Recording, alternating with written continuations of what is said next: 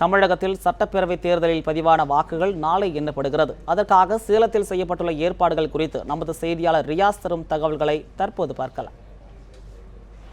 கடந்த 16ஆம் தேதி நடைபெற்ற சட்டமன்ற தேர்தலுக்கான வாக்கு எண்ணும் பணிகள் தற்போது முழு வீச்சில் தயார்பட்டு வரப்படுகிறது. குறிப்பாக சேலம் மாவட்டம் பொறுத்த வரைக்கும் சேலம் மாவட்டத்தில் 11 சட்டமன்ற தொகுதிகள்.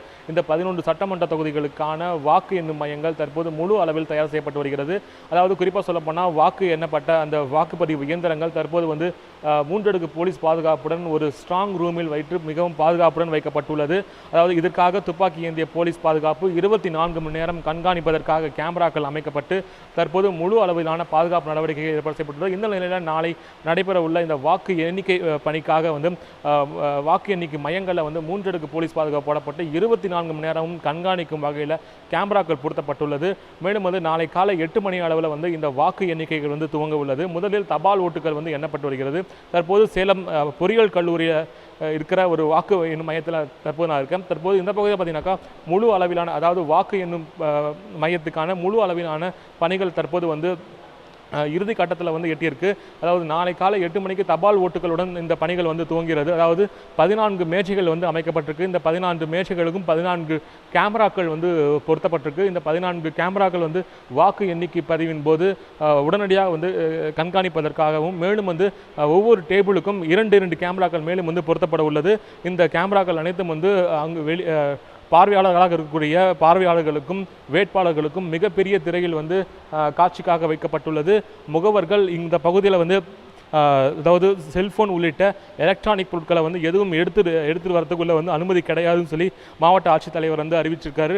இதை தொடர்ந்து அதாவது இந்த சட்டமன்ற தேர்தலுக்கான இந்த 21 சுற்றுகள் மொத்தமாக நடைபெற உள்ளது. இந்த 21 சுற்றுக்களும் ஒவ்வொரு சுற்றா அங்கே இருக்கிற தேர்தல் மேற்பார்வையாளர் முன்னே நடைபெறும் தேர்தலுக்கான ஒவ்வொரு சுற்றும் இங்கே உடனுக்குடன் தெரிந்து கொள்வதற்காக மிகப்பெரிய பலகை அமைக்கப்பட்டிருக்கு.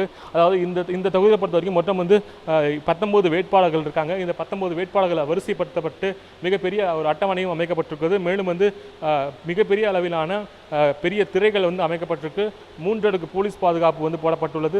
முகவர்களுக்கு தேவையான அனைத்து அடிப்படை வசதிகளும் செய்வதற்கான முழு அளவிலான ஏற்பாடுகள் தற்போது செய்யப்பட்டிருக்கு. மேலும் இந்த வாக்குப்பதிவு இந்த வாக்கு எண்ணும் மையத்தில் உடனடியாக தகவல்கள் தேர்தல் ஆணையம் அதிகாரிகள் அறிந்து கொள்ளும் வகையில் கணினி வசதிகளும் உள்ளிட்ட அனைத்து வசதிகளும் இங்கு முழு வீச்சில் தயார் செய்யப்பட்டுள்ளது. குறிப்பாக சொல்லப்போனால் சேலம் மாவட்டத்தில் 90.08% வாக்குகள் பதிவாயிருக்கு. இந்த பதிவான வாக்குகளை எண்ணும் பணிகளுக்காக 2000க்கும் மேற்பட்ட போலீசார்கள் பாதுகாப்பு பணியில் ஈடுபட்டிருக்காங்க.